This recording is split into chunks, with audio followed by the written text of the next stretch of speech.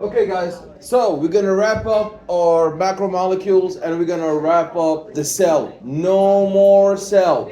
We have went over the cell structure and cell function. We have finished with cell anatomy, cell physiology. We talked about the cell, three different compartments, the cell membrane, what's in it, all of the phospholipid bilayer, the two leaflets, the transmembrane proteins that span both leaflets of the plasma membrane, the upper and the lower leaflet. We've talked about the phospholipid bilayer. The top layer has phosphate. These are polar heads. And then we have hydrocarbon tails that do not dissolve in water, and that represents the core of both leaflets. And we talked about the second compartment of the cell, and that is the cytoplasm, which is different from the cytosol. People think they are the same thing. They are not. That's a true or false question on the exam. The cytosol is the same thing as the cytoplasm, and that is wrong. The cytoplasm is a major compartment, but the cytosol is a part of it. And the cytosol represents the colloid.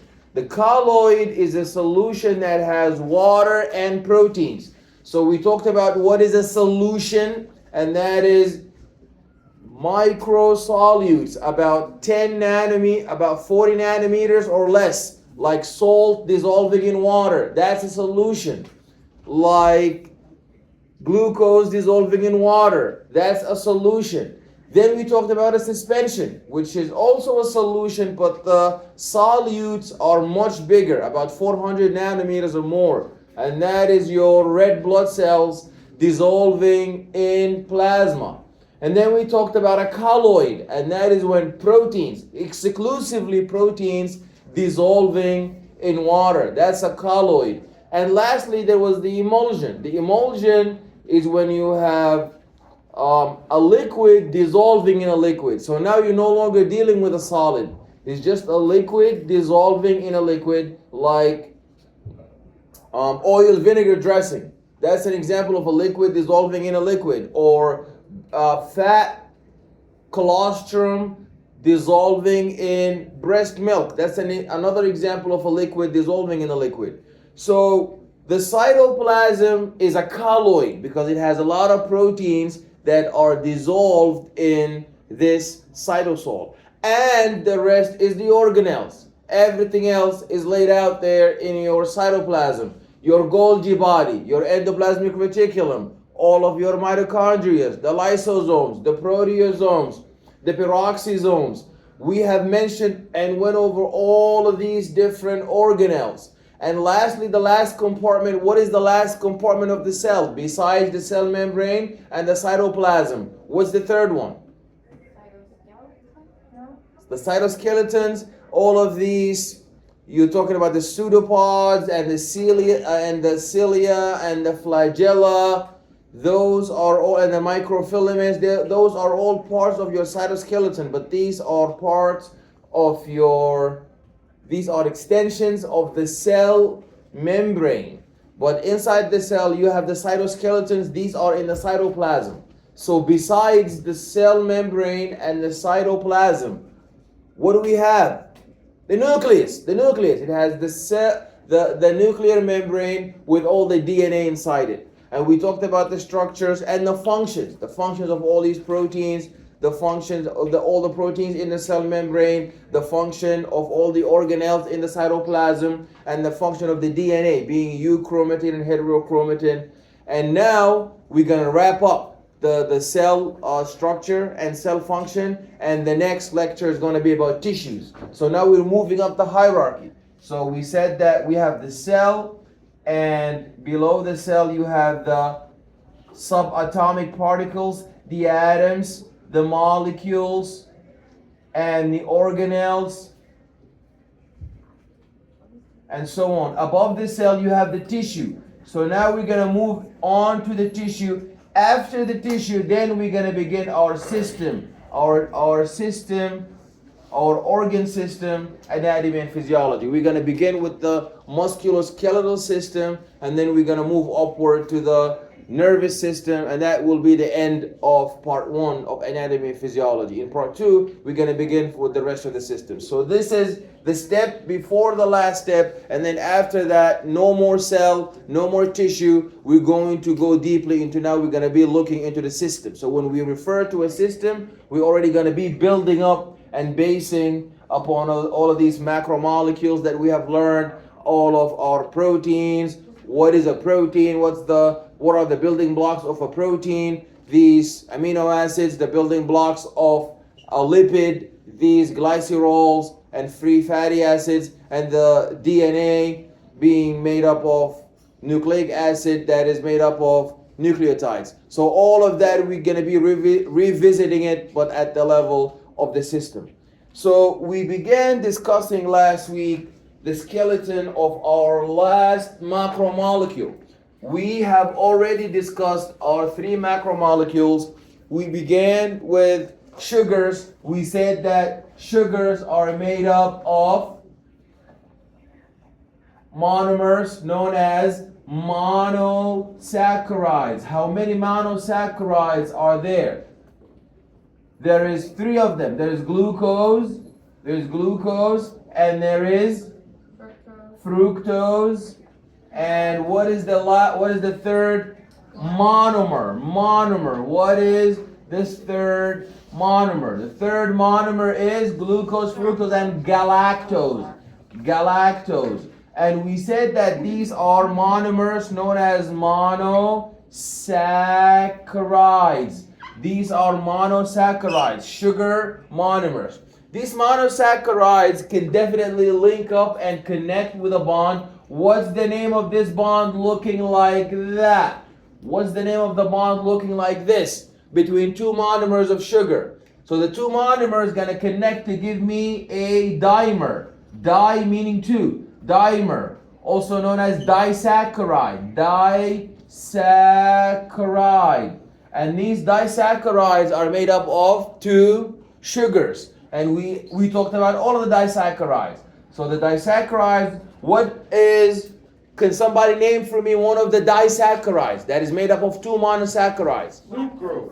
Sucrose, excellent. So sucrose is a disaccharide. Your body cannot digest it like that. It needs to break it down into its 2 building blocks. What is sucrose equals what plus what? Glucose and fructose. Excellent. And what is the second disaccharide?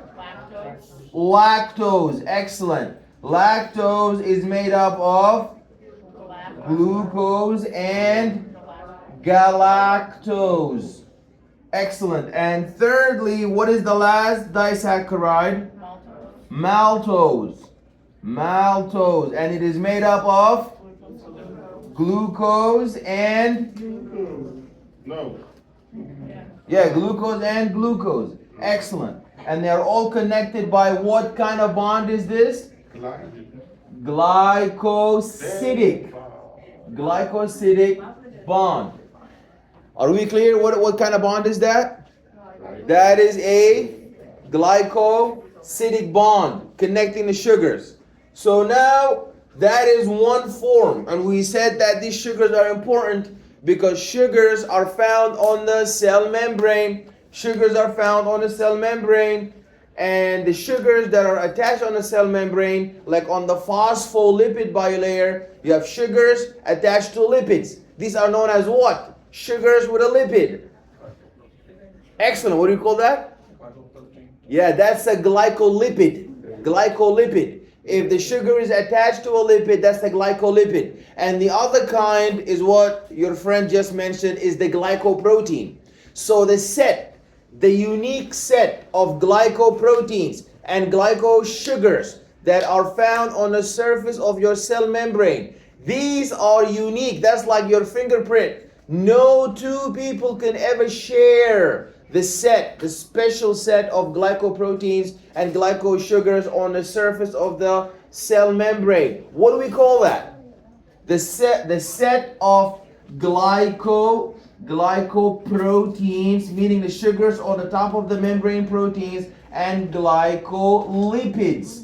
The set, what do we call that set? What is that? Yeah, so those sugars are on the peripheral leaflet. So on the peripheral proteins and the transmembrane proteins. But what do we call both of them? We call them glycocalyx. So that's the set, the combination set. So that glycocalyx is different from everybody. Except two people have the same glycocalyx. Who are those? A mother and her baby? Identical twins. Excellent. So not even fraternal twins have the same glycocalyx. It's always the identical twins. And this glycocalyx is how your immune system gets to identify self from non-self by screening the glycocalyx. Oh, that's self. I don't need to secrete antibodies for that. That's self. I don't need to damage the body for that. I don't need to mount an immune response against that. That's self. So when the glycocalyx is different, so when you give transfusion of blood that is of a different blood type, your immune system targets and destroys it based on this glycocalyx on the surface of the red blood cell. It's going to say, that's not my glycolipid, that's not my glycoprotein, so the immune system is going to destroy these red blood cells. So glycocalyx is very important. Then we moved on from sugar, we moved on to proteins. So we connect proteins the same way. We have protein monomers, and these are your amino acids. They have alpha carbons, and they have 4 terminals, north, east, southwest, and north you have hydrogen, 2 hydrogens. Then you have a alpha carbonyl with an OH. That's your acidic part of the amino acid. And then you have nitrogen with 3 hydrogens. And that's your basic terminal. That's amino. Since it's attached to the alpha carbon, that's known as alpha amino. That's the alpha amino. And it's basic. That's the base. That's basic. On the other side, since it's also attached to the alpha carbon, that is known as the alpha carboxylic terminal. And it's acidic. So when your body is low on acid, when your body needs a hydrogen proton, who donates the hydrogen proton? It's this acidic OH, donates the H. And when your body now has too much hydrogen proton, it wants somebody to act like a base, this amino terminal will do that. And on the other amino acid, you have an alpha carbonyl with an OH, and then NH3, and then an R group that makes them different. If I want to join them, I remove water, take out minus H2O, that's known as dehydration. And if I want to join them together, I add water plus H2O, and when I add water to separate, that is known as hydrolysis. Okay, so that's proteins. What's so funny? Sorry, that was me.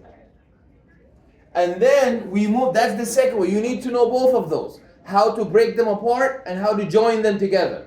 You will be responsible for that for purposes of examination. So that's the second form of macromolecules. What is the third one? The third one was the lipids.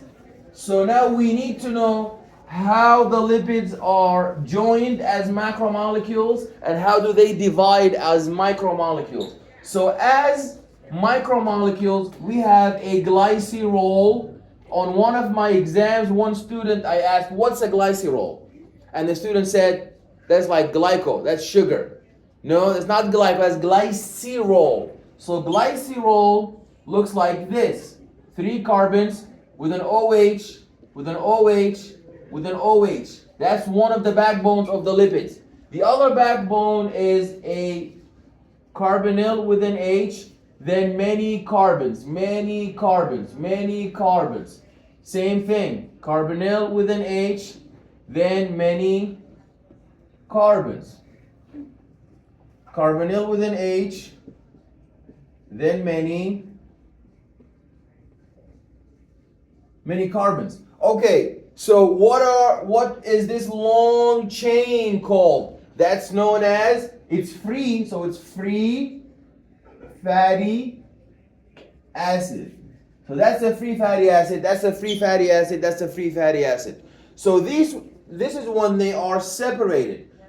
So a lipid is made up of a glycerol backbone, that's a glycerol backbone, and these are free fatty acids. If I want to join them together, then I minus H2O. So I take an H from here and an OH from here, and I erase that, and then I make a bond. I connect them. Then I take an H from here and an OH from here, and I connect. I take an H from here and an OH from here, and I connect. And now I no longer have a free fatty acid. It is now all joined to the glycerol. What do I call this complex now? It's a tri, so there's three of those. It's a triglyceride.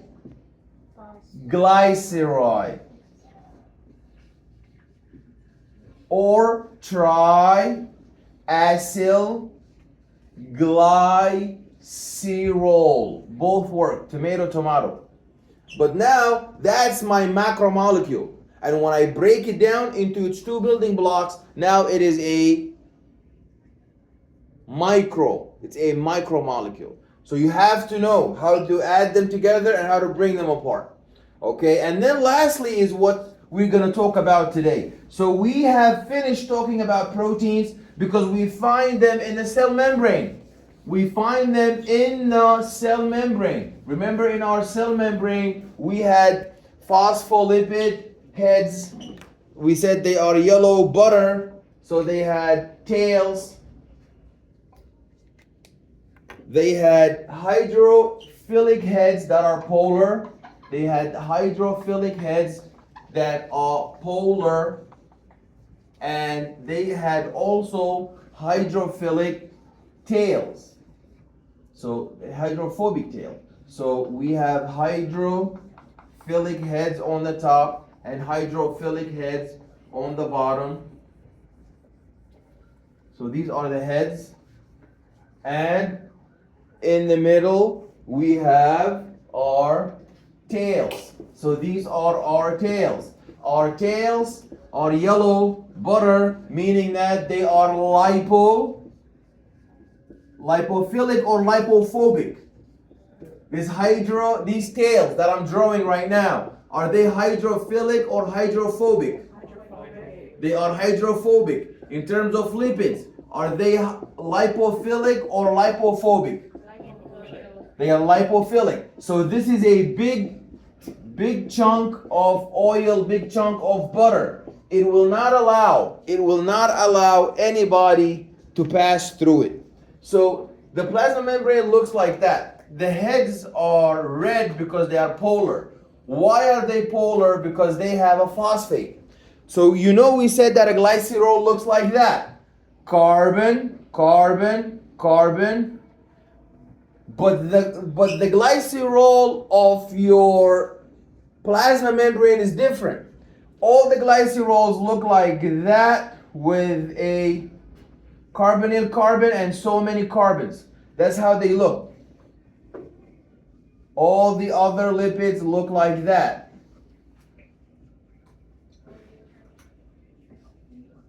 Right? That's how we agreed a lipid looks like. But a phospholipid does not look like that. How does a phospholipid look? Well, it has two tails, so that means we're not going to touch 1 and 2. Who's going to change? It's this guy here, one of them, this one. This one, instead of having a tail that's hydrophobic, is going to have a big red phosphate group. So this is the one pointing outside, phosphate. 2 tails, hydrocarbon. Red head, phosphate, 2 tails, hydrocarbon. Red head, phosphate, 2 tails, hydrocarbon. Red head, phosphate, 2 tails, hydrocarbon. That's how the phospholipid bilayer look. And this negative charge is what enables the head to dissolve in water. And these are the yellow butter.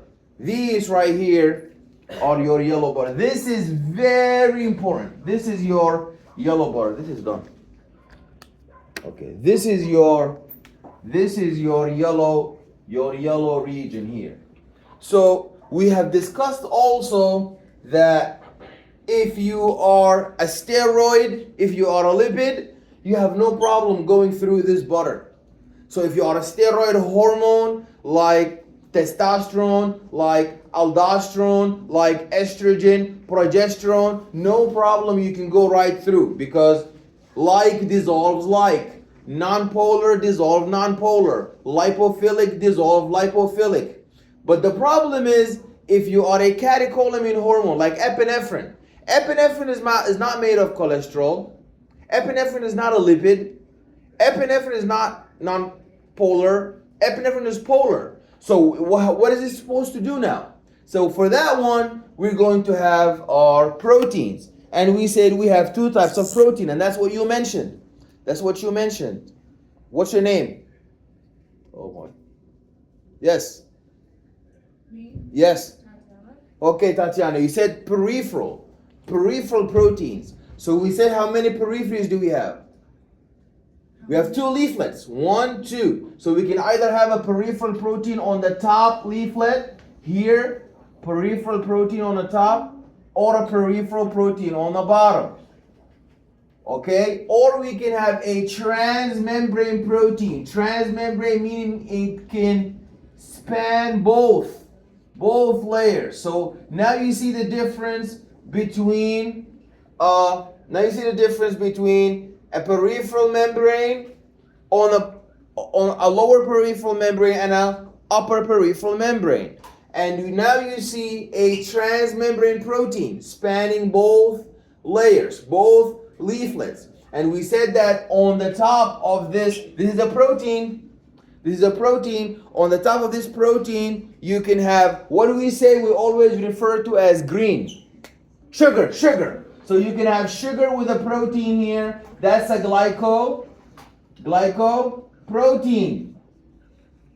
So sugar with a protein, that's a glycoprotein. Here also, sugar with a protein, that's a glycoprotein.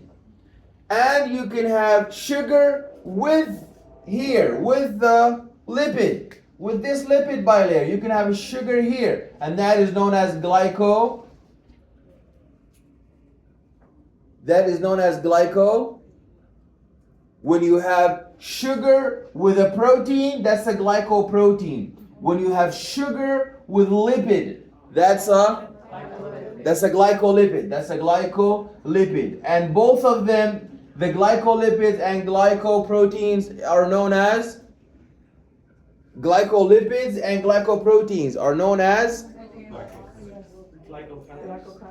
glycocalyx. Excellent. Glycocalyx. Okay. And we say we have peripheral proteins on the top, and we have peripheral proteins on the bottom. An example of peripheral proteins on the top would be like a membrane receptor. So this could be a channel that is gated channel. It's closed. This gated channel is closed. Once it binds the receptor, now it's going to open, allowing for the influx, or the exit, also known as efflux. So that shows you this peripheral protein. If it's on the outside, it could be a receptor. If it's on the inside, it could be, like, for example, we talked about epinephrine. Epinephrine could bind to the outside receptor, here, and epinephrine binding to the outside receptor is going to cause a conformational change that will activate a nearby peripheral protein known as GTP. So the G protein is going to go and is going to activate downstream cascade, activating a second messenger. This second messenger activating an enzyme known as adenylate cyclase. And adenylate cyclase is going to convert ATP into adenine monophosphate, cyclic adenine monophosphate, and this cyclic adenine monophosphate is going to phosphorylate is going to activate for us some kinase enzyme, and we said kinase enzymes are going to add a phosphate group, add a PI, a phosphate group. They're going to add a phosphate group to an enzyme and thereby turning it from off into on, and this kinase is going to go and it's going to activate some other enzymes to give us our target effect. So here we have learned that if you are not allowed to enter the cell because you are polar, because you cannot dissolve in the lipid bilayer, then a second messenger is on your behalf is going to go initiate a cascade that will give us the target response. So that was why we began with lipids and proteins and carbohydrates. But now we have left the best for last, and that is the nucleic acids. We have left the nucleic acids for last because the nucleic acids, their job involves a lot of proteins. Their job involves a lot of lipids. Their jobs involve a lot of carbohydrates. So we have to know the same way we have broken down all of our carbohydrates into monosaccharides, disaccharides, polysaccharides. We mentioned the monosaccharides: glucose, fructose, galactose. We mentioned the disaccharides: lactose, maltose, and sucrose. But we forgot to mention who are polysaccharides today. Who can tell me one of the polysaccharides? Starch. Excellent. Starch. Very good. And what else? Excellent. Cellulose, glycogen. Perfect. Very good. So now let's go to our DNA. We said this is really, really important. DNA is nucleic acid. But this nucleic acid is a polymer. You cannot be a polymer. You first have to be built with monomers. So who are the monomers that make up for us the polymer DNA?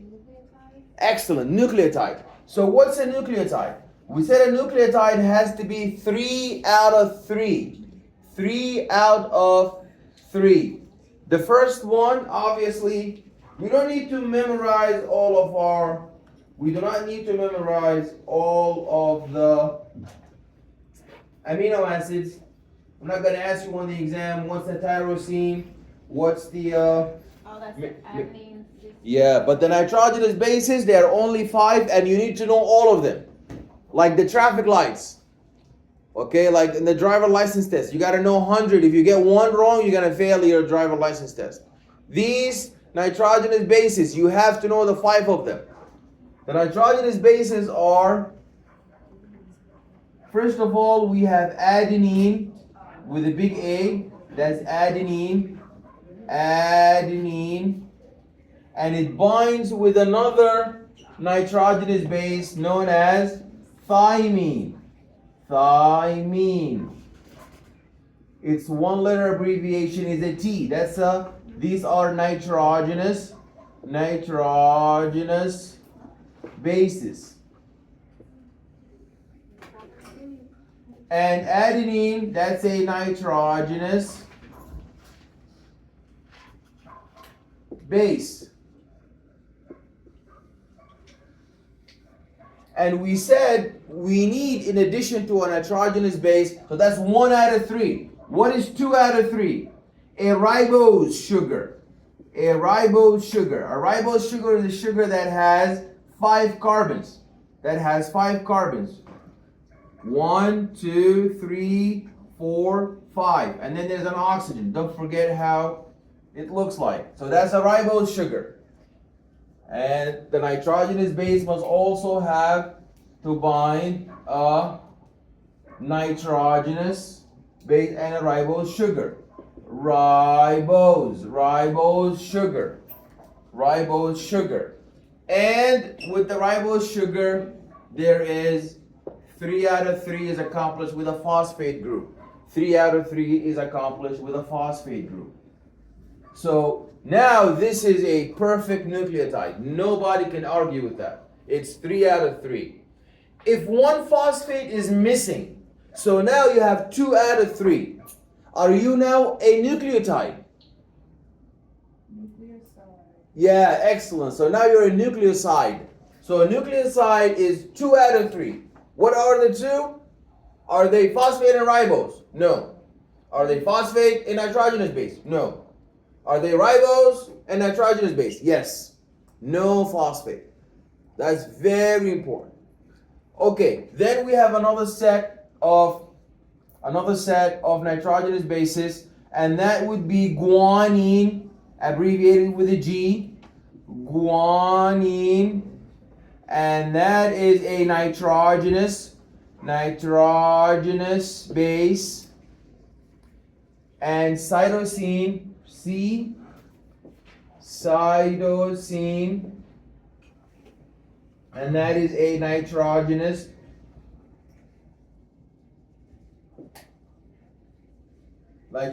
base.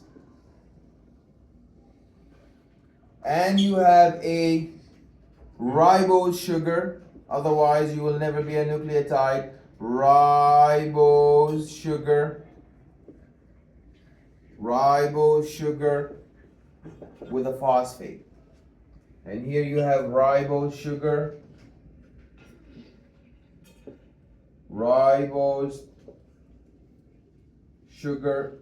with a phosphate. So that's how they bind. So you're responsible to know all of them, and you have to know that instead of the T, we have a U in the mRNA. So the mRNA has all the bases except T. Instead of the T, it has an R, and it has a uracil. Okay, now in order for my DNA, we said DNA is anti-parallel, is like two snakes, one with a head up and tail down, the other one is with head down and tails up. They are anti-parallel. It's not like both of them have their heads up and their tails down. One has a head up and the other one has a head down. One has head up, tails down, the other one has head down, tails up. Okay. So in order to connect and to rise as a DNA strand, in order to stand up as a DNA strand, it has to stand up vertically. So how do we connect vertically? This is what I was saying last week. How do we connect? Do we connect nitrogenous with nitrogenous, or nitrogenous with ribose, nitrogenous with phosphate? What did we come up with that how do our nucleotides rise and stand up? Excellent. So phosphate to phosphate. That's how our DNA strand stands up. Phosphate to phosphate. That's how our DNA strand stands up. Phosphate to phosphate. Phosphate to phosphate. And so we don't only connect standing up. We also connect vertically. We connect vertically, and we also connect horizontally. So how do we connect horizontally? We connect horizontally with these dotted lines. So G and C connect with how many bonds? 3 bonds. While A and T connect with how many bonds? Connect with how many 2 bonds? A and T connect with 2 bonds. G and C connect with how many bonds? 3 bonds. Okay, the bond that's vertical between the 2 phosphates, what's the name of that bond?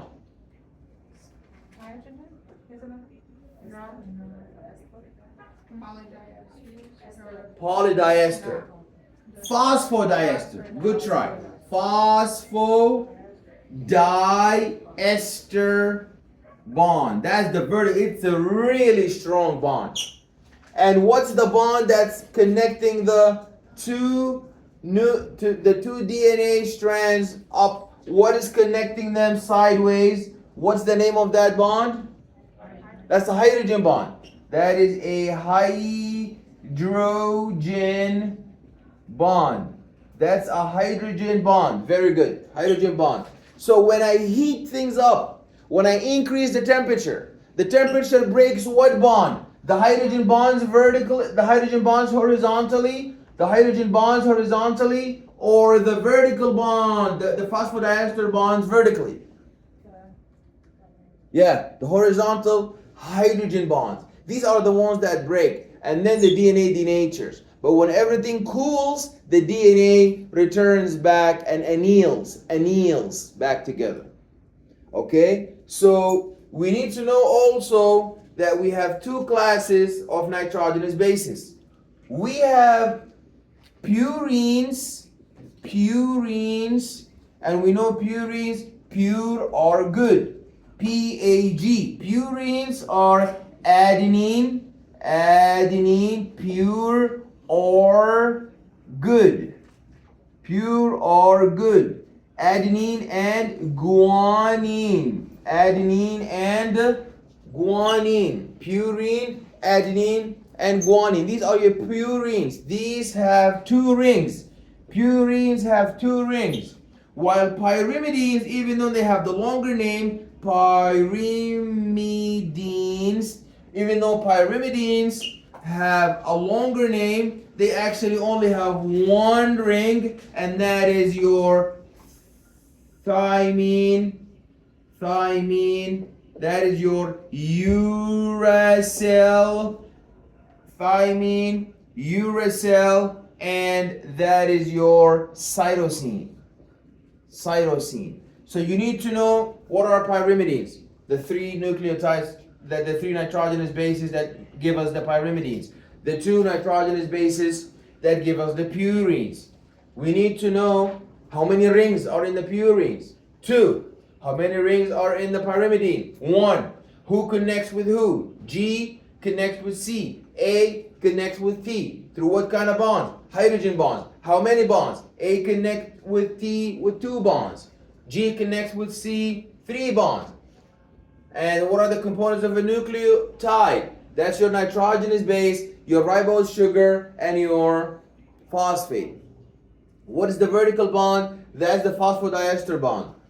Then this shows us how the nucleotides are used as information. This is how we store the information. So when we go through transcription today, when we learn about transcription, we're going to see what are we transcribing? We're transcribing this set. So if you read A with G with C with T, that will come up with a protein that's different than if you start from G, A, T, C, and we're going to learn all about transcription today. What is translation and where do they both happen? So that's one way to look at the nucleotides, and that is they are important for genetics, genetic information, for inheritance. But this is not the only usage for nucleotides. So why are nucleotides useful besides for nucleic acids, besides for DNA? Why are they important? Why are they important? Why are nucleotides important? Besides, they are the building blocks of the DNA and the genetic information. Why are they important? So nucleotides are only there for DNA. Are nucleotides only there for DNA? Then what is this? This is adenine nitrogenous base. That's an adenine nitrogenous base connected to a ribose sugar.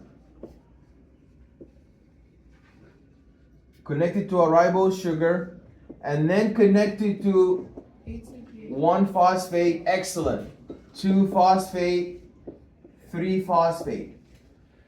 So now, this is ATP, adenine triphosphate. Does it only have to be ATP? What if I replace adenine with cytosine? Now it's going to be CTP. What if I change this with what we were saying earlier with the epinephrine receptor? G protein. So that is GTP. GTP, guanine triphosphate. That's GTP. But in the end, it's like a hanger, closet in a hanger. But what do you hang in the closet here in the nucleotide? You don't hang clothes. You hang phosphate. So what happens now is this is ATP, adenine triphosphate. If you need energy, what happens? If you need energy, what happens? We break this bond, and energy comes out. If energy comes out, is that plus or minus delta G? If energy comes out to me from the bond, I get energy. What is that now? Positive delta G or negative delta G?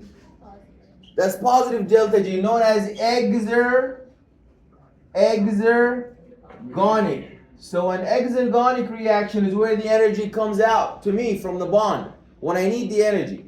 So now I have moved from ATP into ADP. So we had 3, now 2 left. So now I need even more energy. So I break this bond and energy comes out to me. That is positive delta G, known as exergonic. That's an exergonic reaction. So now I have moved from ADP into I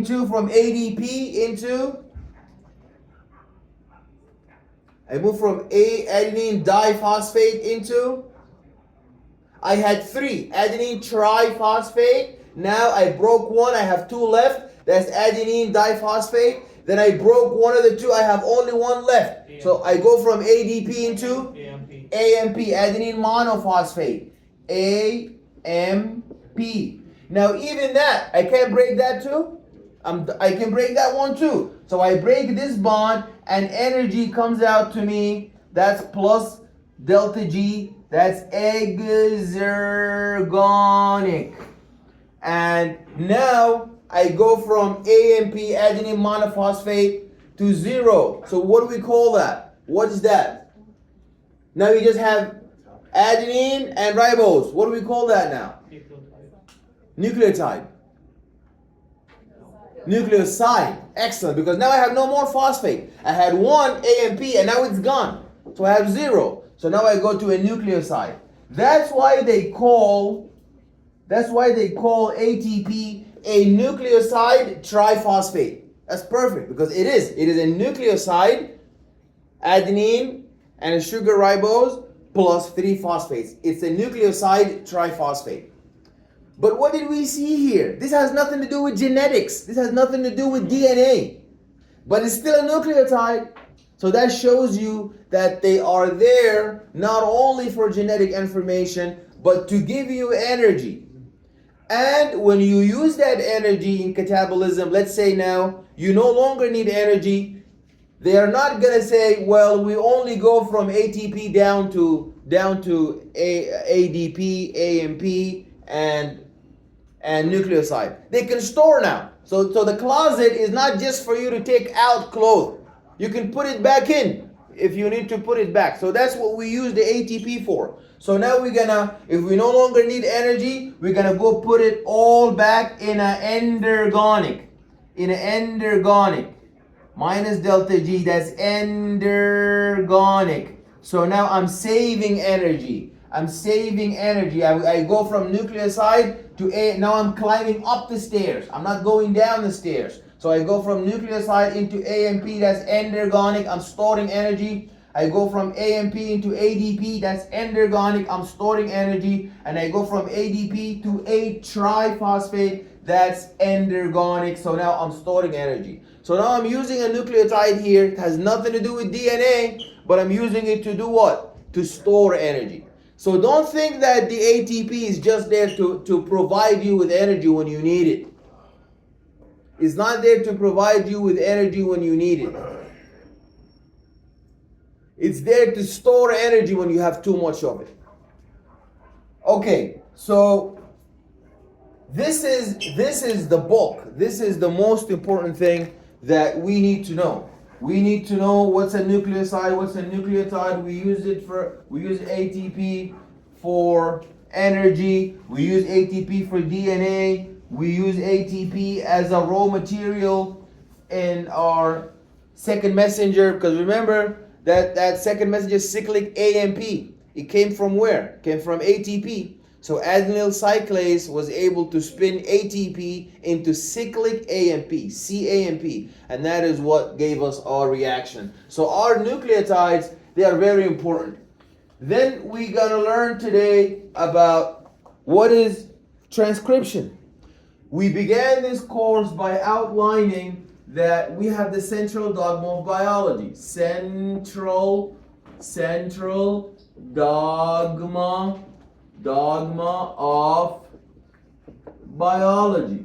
So the central dogma of biology says we go from DNA into mRNA through transcription. Where is that happening? Inside where is transcription happening? Inside the nucleus. Inside the nucleus. And what is DNA? This is nucleic acid. Nucleic acid. And what is mRNA? Nucleic acid. And this is happening, the transcription is happening inside the nucleus. But when I'm going from mRNA into proteins, this is known as translation. And this is nucleic acids going into amino acids or proteins. Amino acids that give us proteins. And that's translation, and that's mediated by the ribosome. And where is the ribosome? It's in the cytoplasm. And the process is translation. Today we're gonna learn that whenever, and then we're gonna get a protein. What are the different types of proteins that we can get? We can get one of two kinds of proteins.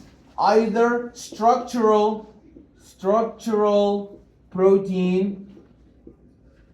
Who can give me an example of a structural protein? Keratin. That's an example of structural protein. Keratin. Where do I find keratin? Hair, excellent. Skin, excellent. Where else? Nails. We find it in the nails, hair, and skin. And number two, what else do I have besides keratin? Besides keratin, what do we have? Collagen, excellent.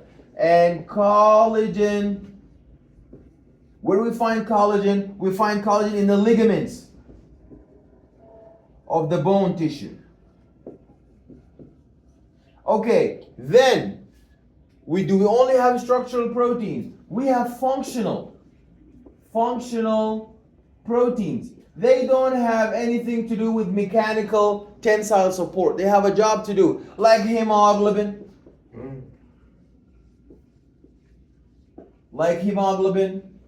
Okay, they transport oxygen.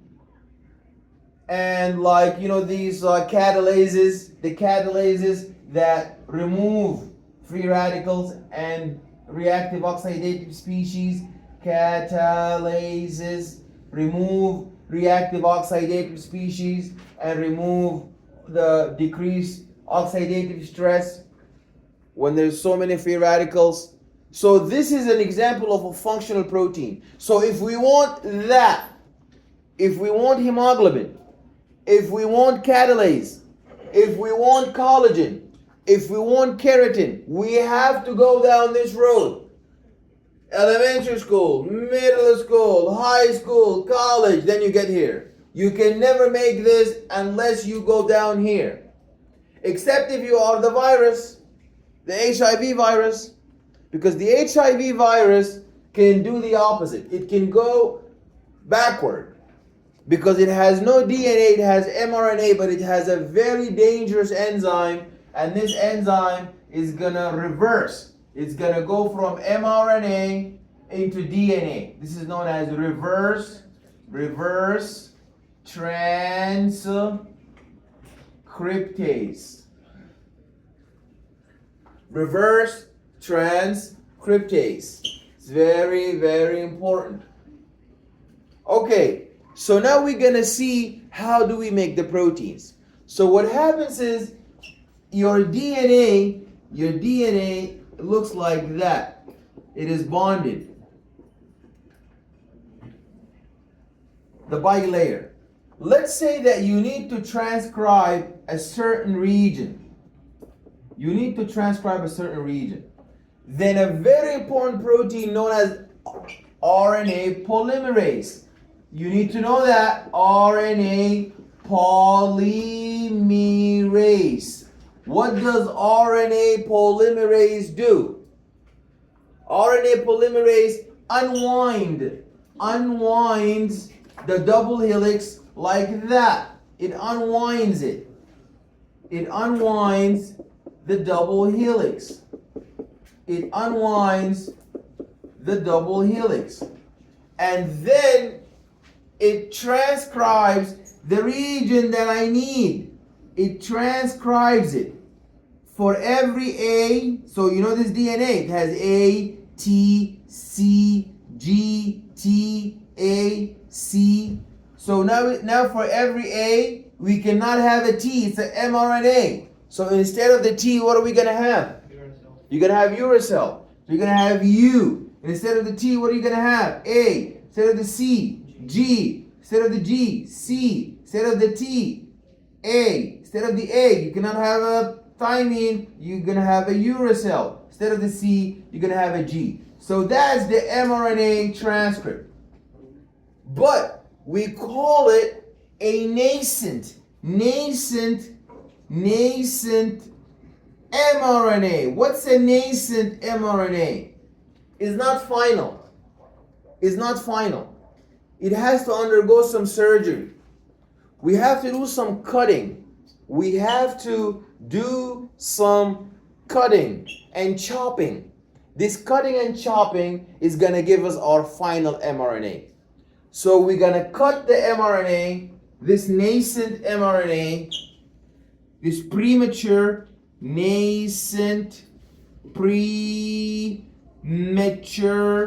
RNA, this nascent premature RNA, we're gonna cut it, remove some part, excise, cut out. We're gonna cut out, remove, we're gonna excise, remove, cut out some part that we don't want, and these are known as the introns. Anything that we don't want is known as the intron.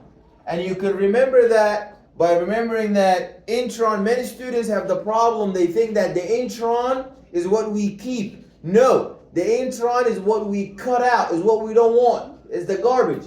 And you could remember that because this transcription is happening inside the nucleus, right? So it stays in the nucleus, NN. Intron, nucleus, nucleus. Intron, nucleus. Intron, N, nucleus. So inside the nucleus, the introns are going to remain there. They cannot not going to make it out. Who's going to make it out? Who's going to exit and go to the ribosome to be translated? Who's going to exit and fly VIP, first class, to go to the ribosome? That's the exon. The exon. So the exons is what we want. Is what's going to exit the nucleus and is the final transcript that is going to be translated. So the introns that remain behind, those introns, do they just get scattered and thrown around the nucleus? No, they get recycled. So there are enzymes that bring together all the introns and connect them and make them into some useful mRNA. And this is called alternative splicing. So now we're going to be, oh, you are some introns who were cut out on the last transcription, please come here. You guys are introns who were left over from the transcription of a few weeks ago, come here. Let's assemble them together. Let's make something out of it and recycle them. That's known as alternative splicing. Then when we went out to the ribosome, what is the ribosome going to do? So now we're done with transcription. Transcription is over. Now it is translation. And translation happens when now you have your these guys, you have your U, A, G, C, A, U, G, and this is known as your mRNA that is to be translated so I can have my desired protein. So what's going to happen now, the ribosome has two subunits, a small subunit,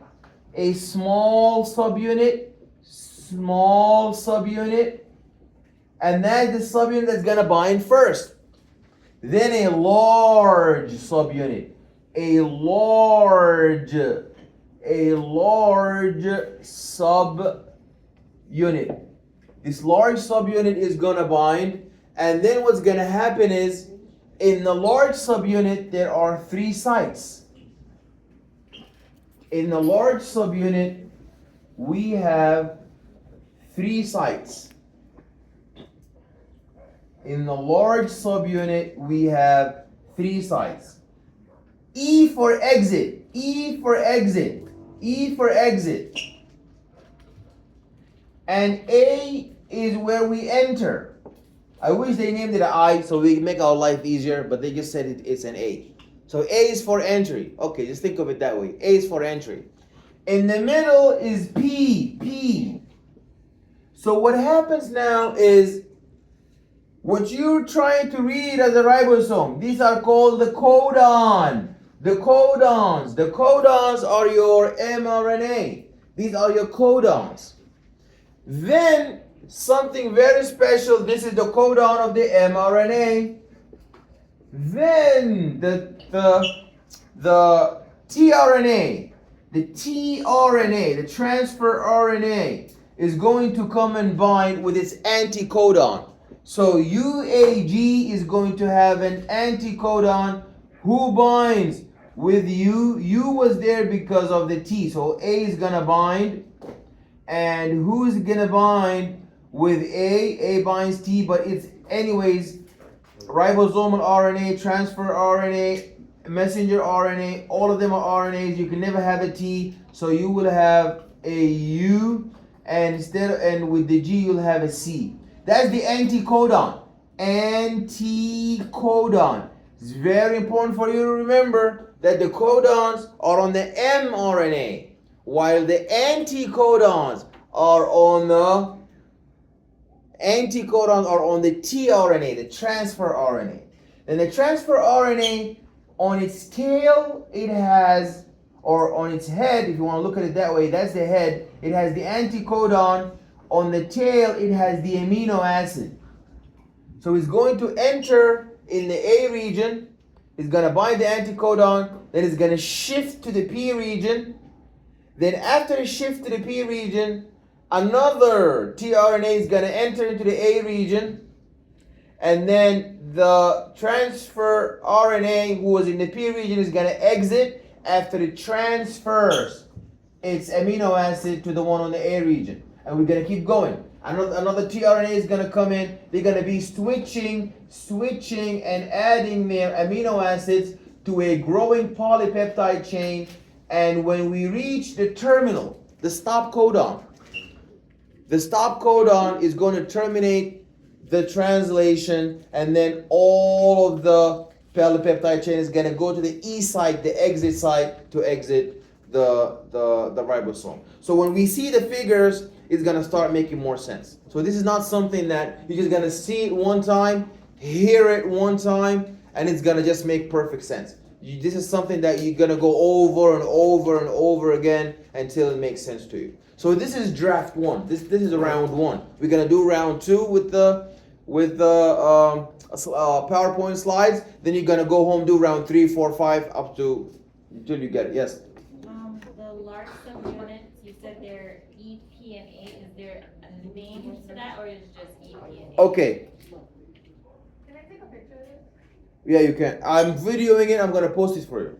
You can take a picture. Okay, take a picture. Whatever is convenient for you guys. Okay, you can go to my YouTube channel, but I'm gonna post this for you on the slide. What's your YouTube? I'm gonna post the link. See this link? After it goes online, I'm gonna copy it and paste it to the announcement. Okay? All right. So there was a question, a very interesting question. So this EPA, exit site, polypeptide site, and entry site. What is your friend is asking? You guys are talking in the back of you over there. There's a question that was asked here. You need to pay attention. So the question is, the EPA, the exit site, the polypeptide site, and the entry site, do they have, your question was, do they have what? Specific, like, names and, like, specific things that... What, these letters, do you mean like, what do these letters refer to? Okay, so E refers, these are all found where? They are found on the ribosome. Is it on the small or the large ribosome? On the large, excellent. So now you're already 50% there. These are rooms that the tRNA goes through. E is for the exit. If you're there, you're about to exit the ribosome. Your job is finished. P is where you bind the polypeptide. Like the beads are now, the circle rounded beads are passing from one to the other, from one to the other. And A is the entry site. So it's up to you, but it's up to you to name it axis, you name it entry, but just know that A is where they all enter. So even if you end up with E, you couldn't enter except through A. So you enter through A, and you carrying on your head the amino acid. Then you go to P. Then after P, you move on to E, but you let go of the amino acid you were carrying to the P site. Then the second one comes in, binds to P, then exits. So all the amino acids are getting stacked up on the polypeptide. That's why they call it the P, on the P region. Except the very last tRNA that's gonna bind our stop codon.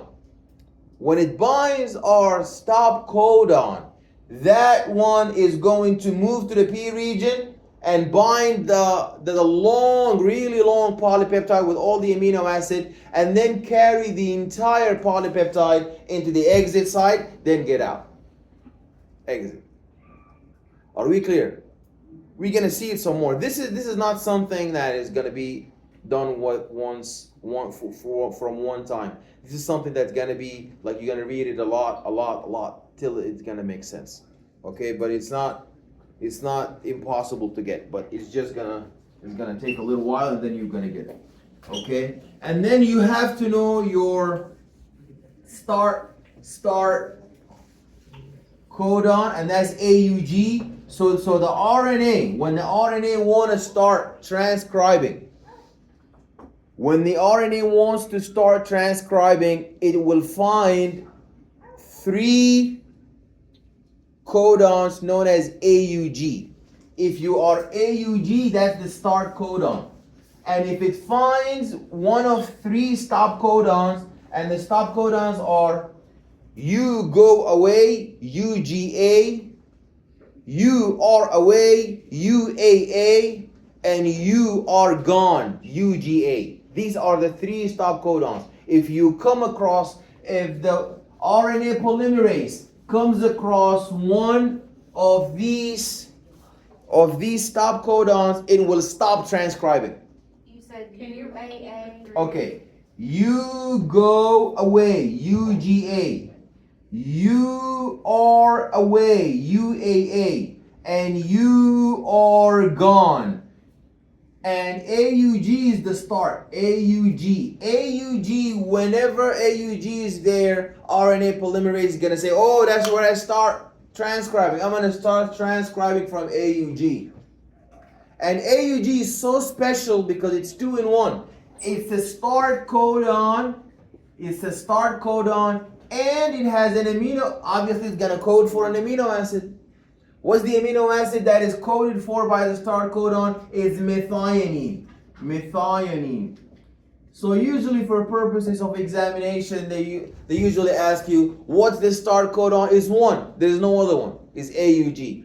What does it also happen to encode for besides being a start codon? It encodes an amino acid known as methionine. Who are my 3 stop codons? UGA, UAA, and UAG. So now let's look at our slides to make sense of what's happening. I'm sorry? I got it. Yeah, what do you need? I got it.